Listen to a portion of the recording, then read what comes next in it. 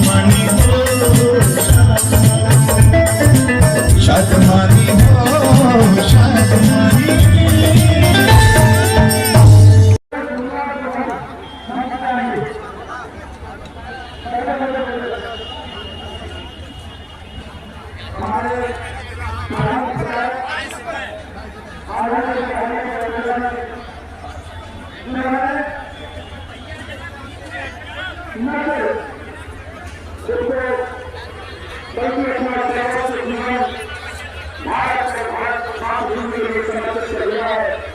ईश्वर अपनी कृपा बहुत लोगों पे करता है।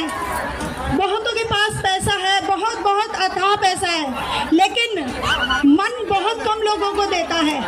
जैसा हमारे रमेश भाई को दिया है, जिन्होंने इतना बीड़ा उठाया है। जो ये 7वां सामूहिक वैवाहिक कार्यक्रम हो रहा है, आदरणीय रमेश गंगवार जी के माध्यम से, जब एक बेटी का जन्म परिवार में होता है, एक गरीब परिवार में जब एक बेटी का जन्म होता है, तो उसके माँ बाप को चिंता सताने लगती है। उसी दिन से कि काफी बदल चुका है, लेकिन एक बोझ के रूप में देखा जाता था कि अरे शादी होगी, बहुत देना पड़ेगा, बहुत लेकर के जाएगी।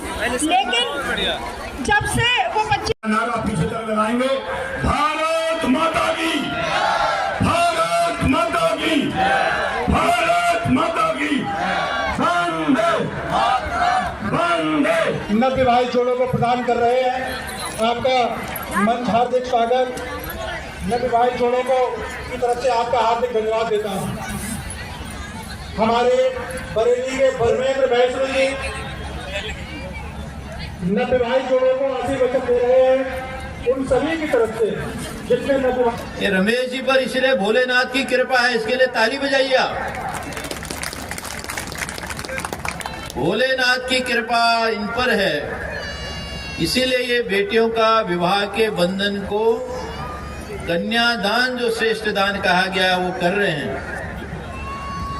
और रमेश जी, निश्चित है कि जिन सारे यहाँ पर बैठे हुए कन्याओं का दान हो रहा है, ये केवल आप 1 वर्ष के लिए नहीं कर रहे। इतना सुंदर यज्ञ और दान ये जहाँ होता है, वहाँ हमारे यहाँ तो कहा है कि कम से कम 7 पीढ़ियों का उत्थान होता है। ये केवल एक लड़का लड़की का मिलन नहीं है, अगले 7 जन्मों तक 7 पीढ़ियों का मिलन।